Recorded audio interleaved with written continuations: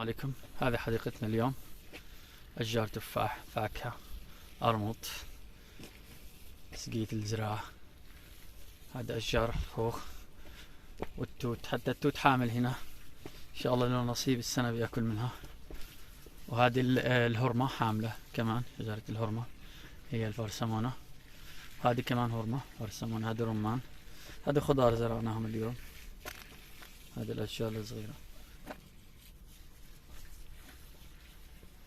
هذه كلها هيتها خضار. أشجار هذه هيك خضرة خضرة خضرة، هنا لاحت كل الحز هذا. هذه كمان شجرة هرمة. هذه شجرة أبي بو إريكما،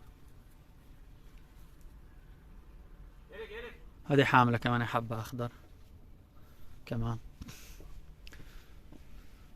هنا كمان أشجار عنا أرموط والأيوة،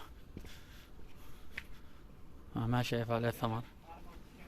هنا خضار كمان زرعنا برضو، هنا خضار. هذه حديقتنا، أشجارنا زي ما انتم شايفين، تفاح منور، حتى الحمضيات منورة كمان اللي زرعناها. هذه توت برضو حامل. هنا أشجار التفاح.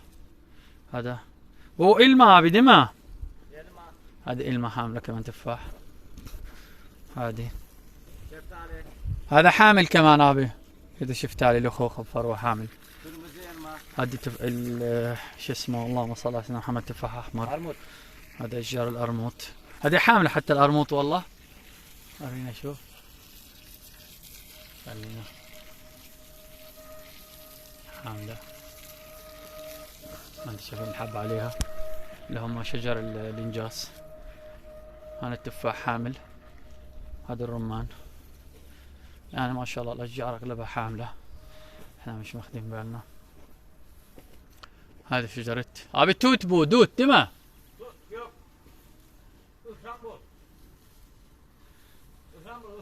ها هلامور، ما ها هذا هلامور بيغلوا الأتراك يشربوا شجر الفاكهة. هذا مش فاكهة عفوا، أعشاب طبيعية. ها هذه حكينا الهرمة اللي هي الشجر اليورم. هذه برضو كمان الهرمة.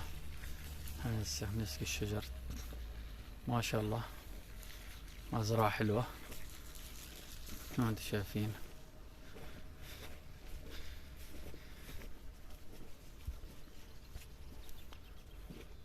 تصويرنا اليوم 15 مايس 2020، صيف 2020، وانتم بخير ان شاء الله.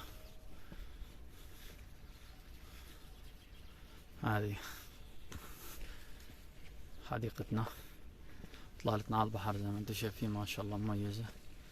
طرابزون كل طبيعتها خضراء، وين ما تروح اي مكان في طرابزون خضراء، غير عن المدن التركية الثانية اللي بعض المناطق تلاقي ارضها قاحلة زي الصحراء. انتم شايفين لا حد ارسين الاطلالة. لجيراننا هنا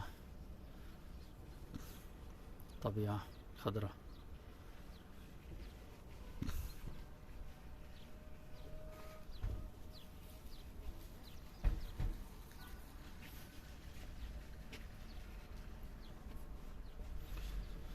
دامت عليكم الصحة والعافية والخير. عصافير هنا.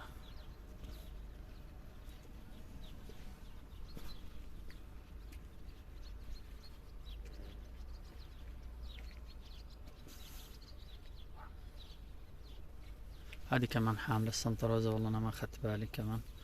يعني تقريبا خلينا نقول نص، أكثر من نصف الأشجار ما شاء الله حاملة مثمرة.